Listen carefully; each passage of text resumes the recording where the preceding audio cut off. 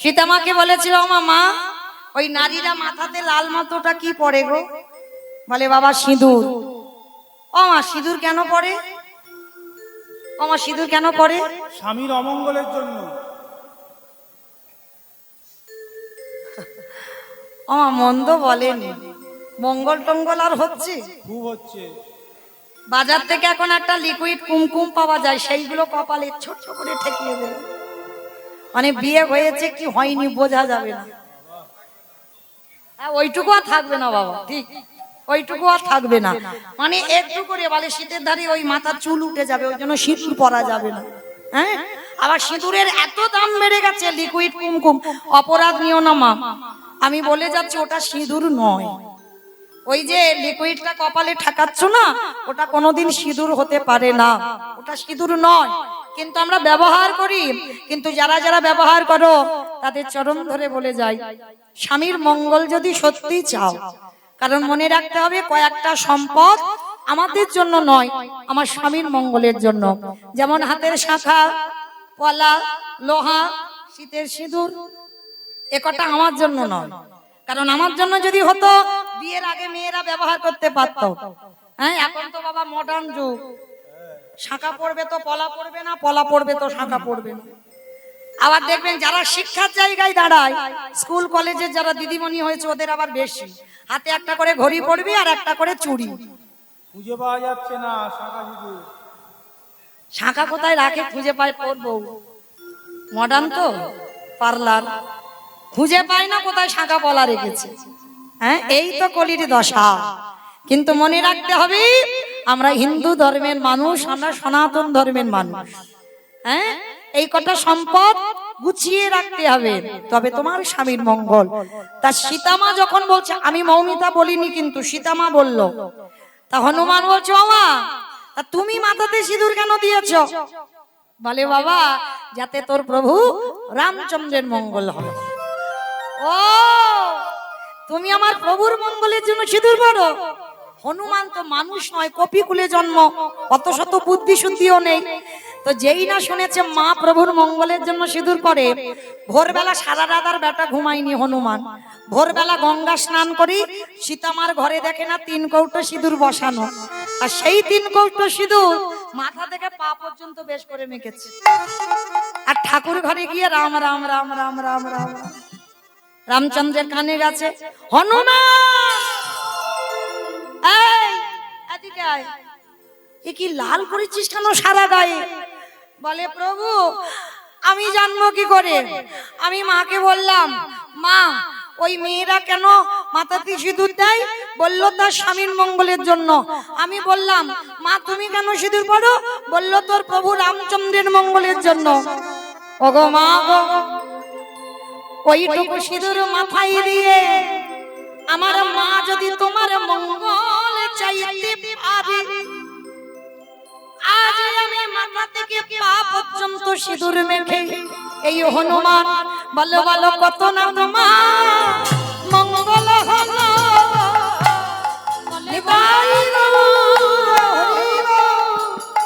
রামে দয়াময় কত না তোমার মঙ্গল হলো।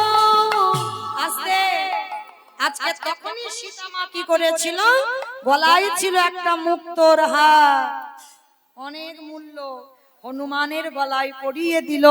আর যখন পরিয়ে দিল না, হনুমানের বড় বড় দাঁত, বড় বড় নখ দিয়ে মুক্তগুলোকে ভাঙছে। কিছুক্ষণ ভাঙার পর দাঁত দিয়ে ভাঙছে মুক্তগুলো। আর যখন কিছুক্ষণ মালাটা ওলট পালট করে দেখলো হনুমান, তো দেখবার পর মালাটা টান দিয়েছিল, দূর করে মুক্তোর মালা ফেলে দিয়েছে। রেগে গেছে সীতামা, হনুমান জানিস এই মালাটার কত দাম? ওই জন্য তোকে বলে তুই হনুমান। হনুমানে কেঁদে বলল মা গো, এই জগতে সবাই আমায় হনুমান বলে বলো, কিন্তু মা তুমি আমায় হনুমান বলো না। আমার প্রতিটা লোমকূপে লেখা আছে রাম সীতার নাম। সেই দিন হনুমান বড় বড় নখ দিয়ে বক্ষটা বিদীর্ণ করে দেখালো, দেখো মা হৃদয়ে রাম সীতা যুগলে বসে আছে, ওই হৃদয়ে বন্দী আলো করে রাম সীতা যুগলে বসে আছি। আজকে হীরাচন্দালও বলল সেদিন হনুমান যেমন দেখিয়েছিল, আর আজকে তুই গাভী খুলে জন্ম নিয়ে তুই দেখালি। এইবার নতুন করে সংসার বাঁধলো, একটা পাতার করে ঘর করে। ভগবান মনে মনে ভাবছে ওর মাকে কেড়ে নিলাম, ওর ঘর পুড়িয়ে দিলাম, ওই ভক্ত জব্দ হলো না তো? ভালো করে ঘষে মেজে নিতে হবে না? হ্যাঁ, আবার পরীক্ষা শুরু হবে। 3 দিনের জ্বরে দৈব দুর্ঘটনায় হীরাচন্দালের মৃত্যু হলো। কি গো মায়েরা, কপাল দেখো, এমনি এমনি ভক্ত নয়। তুমি অট্টালিকাতে বসে কি কৃষ্ণ ভক্ত হবে মনে করেছো?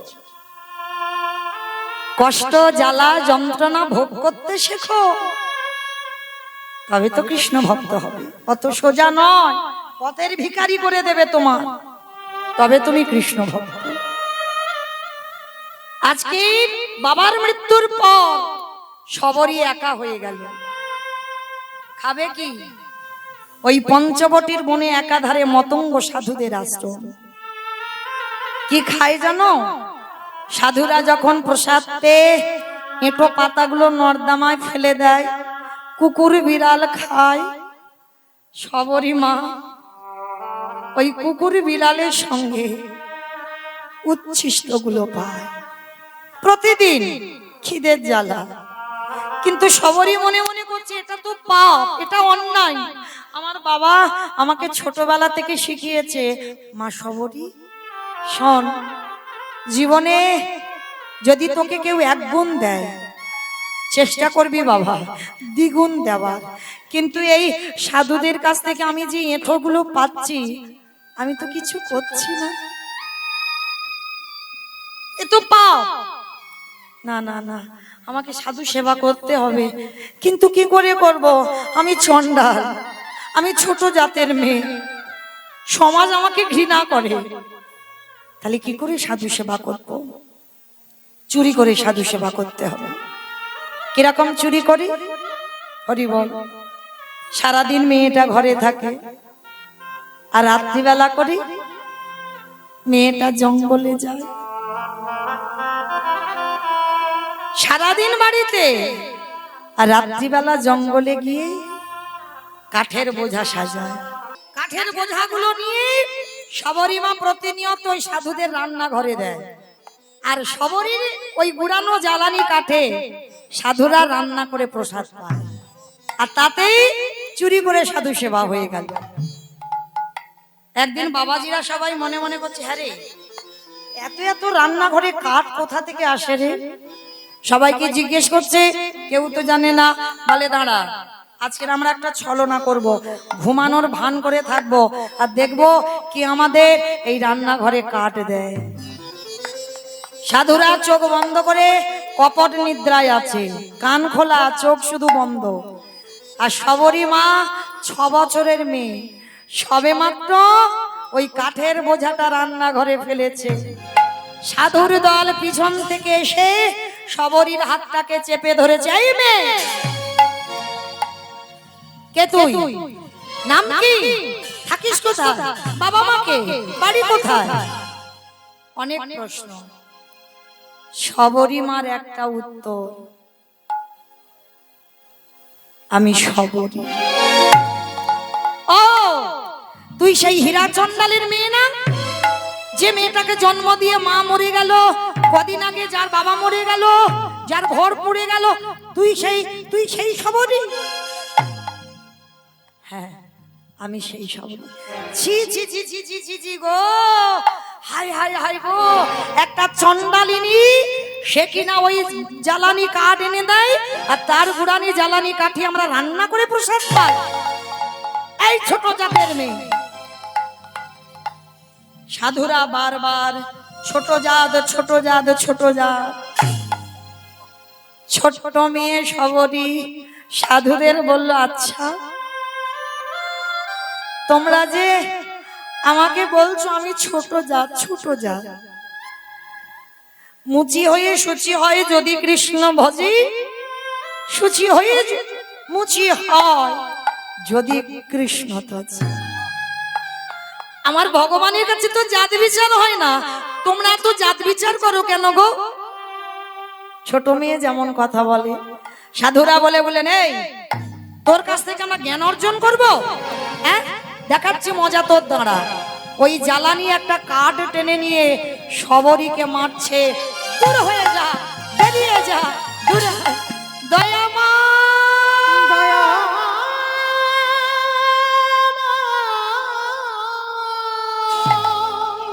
ওকে মা বের করে দিও ওকে আশ্রম থেকে। এত বড় সাহস, ছোট জাতের মেয়ে হয়ে ও ছোঁয়া লেগে গেল আশ্রমে। সবাই গলা ধাক্কা দিয়ে আশ্রম থেকে বের করে দিয়েছে। এত মারা মেরেছে শবরীকে, সর্বাঙ্গ দিয়ে বাবা রক্ত ঝরে ঝরে পড়ছে। কতটুকু কেঁদেছো কৃষ্ণ পাবে, শিখে নাও। মা ধরিত্রীর অঙ্গে পড়ছে রক্তগুলো, ধরিত্রী মা কেঁপে উঠেছে। প্রভু তোমার যারা ভালোবাসে তাদের বুঝি এমনি করে কষ্ট পেতে হয়? হাত দিও না, বড় অভাগিনী গো, বড় দুঃখী গো মেয়েটা। ওই সাধুদের মধ্যে একজন সাধু ছিল যার নাম রামানন্দ স্বামী, শবরীমার দীক্ষা গুরু। ওই শবরীমাকে বুকে জড়িয়ে ধরেছে, আয় তোর কৃপা কেন হচ্ছে না আমি বুঝতে পারছি, কারণ তোর আশ্রয় হয়নি। দেহ শুদ্ধ না হলে পরমাত্মা রূপী ভগবান জীবাত্মার মধ্যে প্রবেশ করবে কি করে? গুরু চরণ ধরে দেহটা শুদ্ধ করতে হবে না? তারপরে রামানন্দ স্বামী শবরীমাকে দীক্ষা দিল। দীক্ষা দিয়ে শবরীমার মাথায় হাত দিয়ে বলছে, শোন, যা কিছু খাবি, যা কিছু করবি, সবটাই প্রভুকে দিয়ে পাবি। হরি বল। শবরী বলল, গুরুদেব আমার তো কিছু নেই। কে বলেছে কিছু নাই? তোর যেটা আছে সেটা কারণ নাই। সে কি, আমি তো কাঙালি, আমার কিছু নেই। আছে আছে, তোর আছে হৃদয়ে ভরা ভক্তি। ওই জায়গাটাই তো ভগবান দুর্বল, তোর ওটা তো আছে। সবরই নতুন করে ভজন শুরু হচ্ছে। ঘর বাড়িতে থাকে না, গাছতলায় বাস। প্রতিদিন জঙ্গল থেকে ফল পাড়ে, যেটা মিষ্টি, যেটা সুস্বাদু, সেটা খেয়ে দেখে নাই, রেখে দেয় ঝুড়িতে। আর যেটা টক, যেটা তিতো, সেটা নিজে খায়। কি বাবা এরকম সেবা দিয়েছো মা? বাজার থেকে আম কিনে এনেছো, এত টক খাওয়া যাচ্ছে না, না দেখে ভগবানকে দিলেন, খাবে কি করে? আগে নিজে দেখে নাও তোমার উপযুক্ত কিনা। এরকম ভক্ত শবরী মা নিজে না দেখে জীবনে কোনোদিন প্রভু রামকে কিছু দেয়। কেন? শবরীর বাবা শবরীকে ছোটবেলায় একটা গল্প করেছিল, মনে আছে। রামের শত্রু রাবণ, শবরীর ভয়, রাবণ যদি ফলের মধ্যে বিষ দিয়ে দেয় তাহলে তো আমার রামচন্দ্রের মৃত্যু হবে। তাই মৃত্যু যদি হয় আগে আমার হোক। তাই সবরই মা প্রতিদিন এঁঠো ফলগুলো পেরে রাখে। আচ্ছা মা, ওই এঁঠো ফল থাকে বেশি দিন?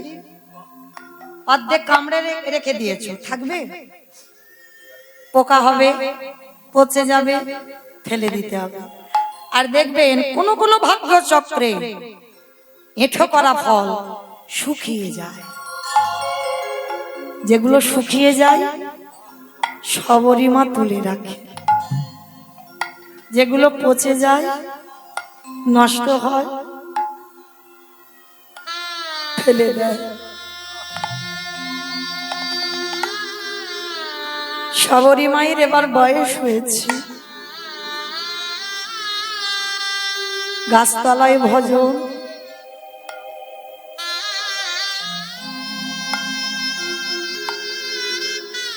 দেখা দাও দেখা দাও দেখা দাও। বসে বসে কাঁদছে, আর ওই সবরী মার ক্রন্দন আমার রামচন্দ্রের কানে পৌঁছেছে। রামচন্দ্র লক্ষণকে নিয়ে এসেছে, দরজায় এসে ডাকছে, সবরী, সবরী মা কই গেলি? বেরিয়ে আয়। কে কে এমন হৃদয়ে জুড়ানো নাম ধরে আমায় ডাকলো? কে গো? কোনদিন তো এমন করে, এমন ভালোবাসা, এমন করে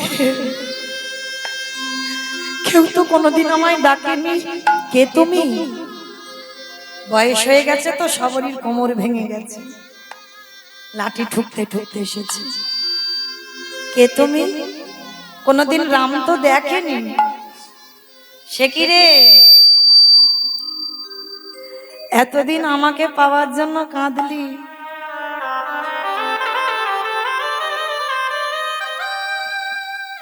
আমি এলাম, চিনতে পারছিস না? প্রভু তুমি এসেছো, কিন্তু আমি কোথায় বসতে দেব?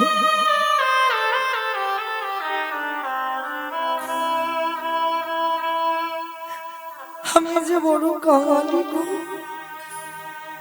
বসতে দেওয়ার মতো কোনো বস্তু আমার ঘরে নেই। সবরী মা ছুটে গেল গাছতলায়, আর গাছতলায় গিয়ে কিছু শুকনো পাতা এনেছে, বিছিয়ে দিয়েছে। প্রভু বসো, আমার আসন নেই, সিংহাসন নেই, শুকনো পাতা, বসো।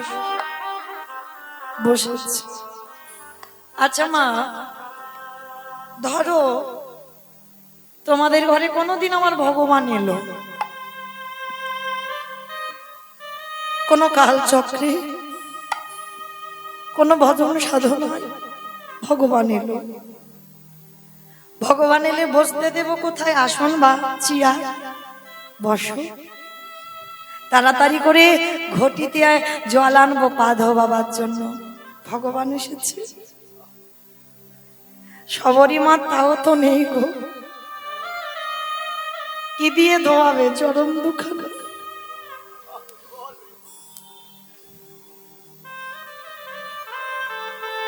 ঘটিতে জল নেই বলে কি করেছিল জানো মেয়েটা? রামচন্দ্রের চরণ দুটো বুকের উপরে তুলে,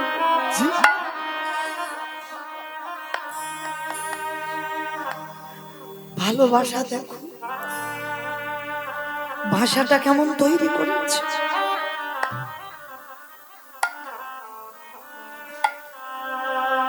চোখের জল আপনাদের আমাদের মতো নয়, চোখের জলের জন্য বন্যা বয়ে যাচ্ছে।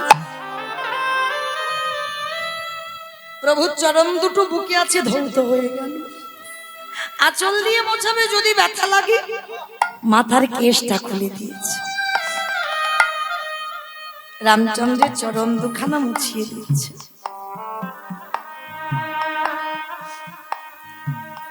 রামচন্দ্র বলছে, মা সবরী, বড্ড খিদে পেয়েছে, খেতে দিবি মা? প্রভু তুমি খাবে? তুমি খাবে? আমার মতো একটা ছোট জাতের বাড়ি ছু কথা নয়। আমার কাছে ছোট জাত বড় জাত হয় না, আমার কাছে একটাই জাত, সবাই আমার চরণের দাস, আর কোনো পরিচয়।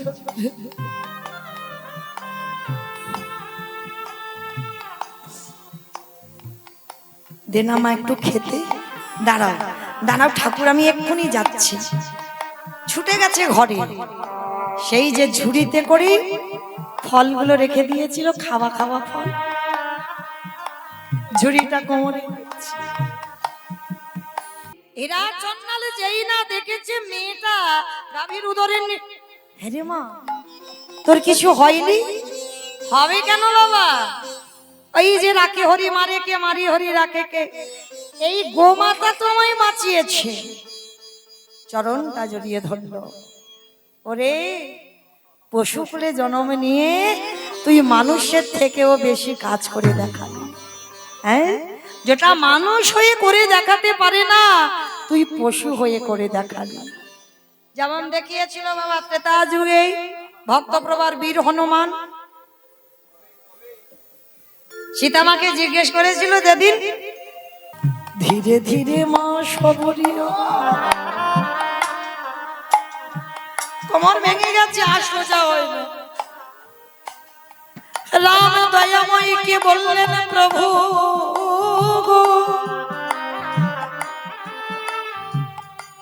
যখন আমার সময় ছিল তখন তুমি আমার কাছে এলে না, আজ আমার সময় নেই, সময় চলে গেল, তুমি এসেছো। ঝুড়ি থেকে একটা ফল নিয়েছি, আমার ভগবান অনেক লম্বা তো রামচন্দ্র, আর সবরী মা কোমর ভেঙে গেছে, হাজার উঠছে না প্রভুর বদন। ভগবান বললেন, সবরী এই জগতে ভক্ত যখন আমার কাছে পৌঁছাতে না পারে, আমি ভগবান হয়ে সেই ভক্তির ধারে, সেই ভক্তের ধারে নিজে মাথা নত করে ওরে সবরী,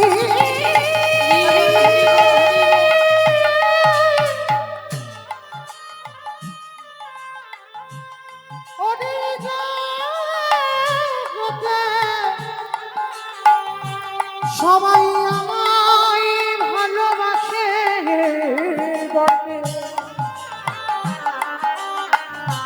কিন্তু তোরে মতো করে আমায় যে কেউ ভালো বাসে না।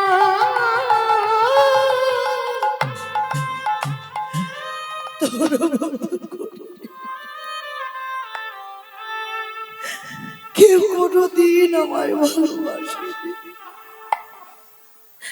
সবাই আমায় মন্ত্রে তন্ত্রে ডাকে, সবাই কত দামি দামি খাবার দিয়ে ডাকে, কিন্তু ভক্তরে ওরে তোর মতো চোখের জলে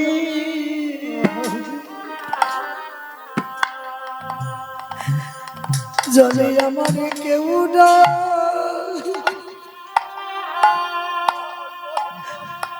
ডাকে না।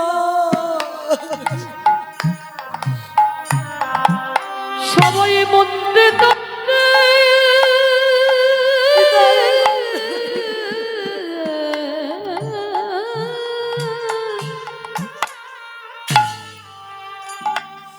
সবাই মন্ত্রে তন্ত্রে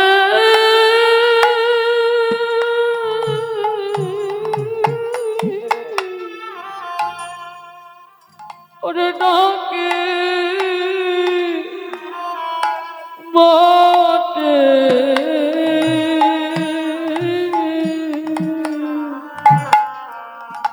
ওর মতো চোখের জলে ভেসে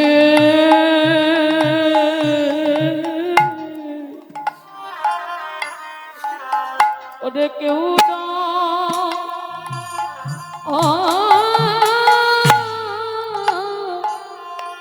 ডাকে না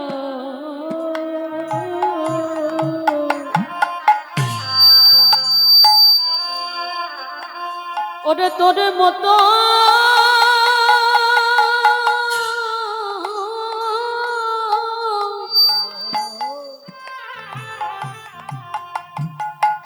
ওরে তোর মতো এমন প্রেম দিয়ে না এমন করে ওরে কেউ ডাকে না ওরে সবরি রে তোর মতো ভক্তি আর প্রেম দিয়ে যদি কেউ ডাকারে মতো ডাকে আমার ভক্ত বাৎসল্য ভগবান হয়ে আর কি কোনদিন থাকিতে পারে দেমা সবরি আমি সেবা করব। আর যেই না সবরি দিতে গেল লক্ষণ পাশে দাঁড়িয়েছিল, এইবার হাতটাকে ধরে ওই ফলটা কেড়ে নিয়ে দূর করে ফেলে দিয়েছে। আর যেখানে ফেললো পড়ে গেল বাবা সবরই নেটো ফলটা গন্ধমাদন পর্বত। আর ওই গন্ধমাদন পর্বতে যখন পড়লো সবরী মা রেগে গিয়ে অভিশাপ দিয়েছিল, লক্ষণ যেভাবে আজকের আমার ফল রামকে খেতে দিলেন, একদিন না একদিন যেদিন তুই মৃত্যুর সঙ্গে লড়াই করবি, আমার এই মুখের এটো ফল না হলে তুই বাঁচবি না, বাঁচবি না, বাঁচবি না। সেটা থেকে হলো বিশল্য করলি পাতা। লক্ষণ শক্তিশালী যখন বলল, হনুমান বিশল্য করলি পাতার রস দিয়েছিল। মায়েরা আমার যাবার বাঁশি বেজে গেছে, চলে যাব আপনাদের চরণ থেকে। এই মুহূর্তে আপনাদের জন্য সেবার ব্যবস্থা তৈরি হয়ে গেছে। আপনারা প্রত্যেকটা ভক্ত, যত যত ভক্ত এসেছেন প্রত্যেকে আপনারা প্রসাদ পাবেন। আপনারা সেবা করে আবার পরবর্তী দিদি ভাই আসবেন, লীলা কীর্তন পরিবেশন করবেন, আপনারা লীলা কীর্তন শ্রবণ করবেন।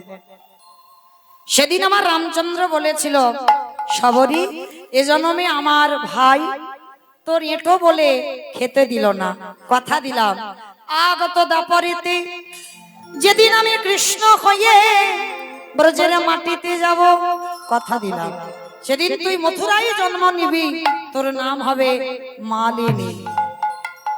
ফল বিক্রি করতে করতে ওই মালিনী যেদিন নন্দালয়ে এসেছিল, আর গোপাল হামাগুড়ি দিয়ে ওই ফল বালির কাছ থেকে ফল কিনে খেয়েছিল, বিনিময়ে কি দিল? দুমুঠো ধান।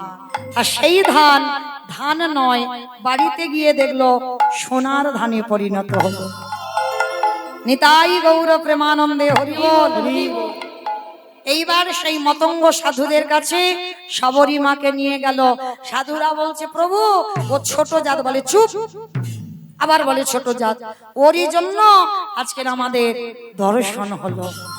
সবরী মা বলল, প্রভু সেই যখন কৃপা করে সেই দাপরেতে আমার কৃপা করবে, তাহলে দাপরের রূপটা একবার দেখাও।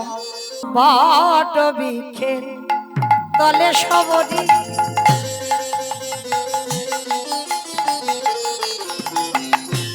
মাই আমার কর জোড় বট বৃক্ষের তলে সবরী মা আমার কর জড় করি।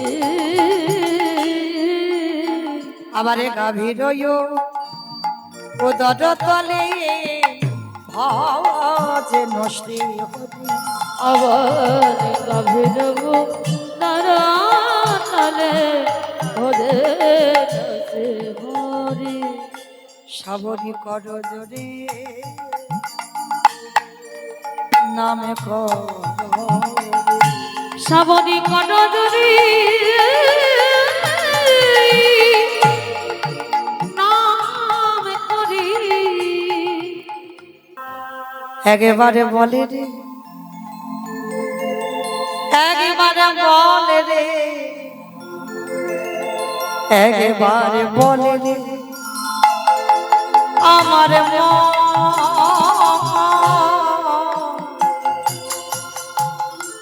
কতদিনে পাবি রে তুই সাধুর সে চরণ একেবারে বলে রে একেবারে বলে রে বলে রে আমার মন কতদিনে পাবি রে তুই সাধুর সীতার ভক্ত বাৎসল্য ভগবান আজকের দাপরে শবরীকে যেভাবে কৃপা করবে ত্রেতা যুগে শবরী মাকে সেই রূপে দর্শন দিয়েছিল। শ্যামের বামে শ্যামের বামে শ্যামের বামে দাঁড়াইল নবীন কিশোরী গো সামনে বামে দাঁড়াইল নবীন কিশোরী সামনে বামে দাঁড়াইল নবীন কিশোরী ললিতা বিশাখা নদী ও যত সহচরী গো যত সহচরী আস্তে সবাই থেকে হাত দুটো তোলো মা যাবার সময় সবাই পদ্মের পাতায় পাতায় দিচ্ছে করতাল পদ্মের পাতায় পাতায় রিচ্ছে করো তালি ও পদ্মের পাতায় পাতায় দিচ্ছে করতালি কেন দাসে মাঘে রাঙা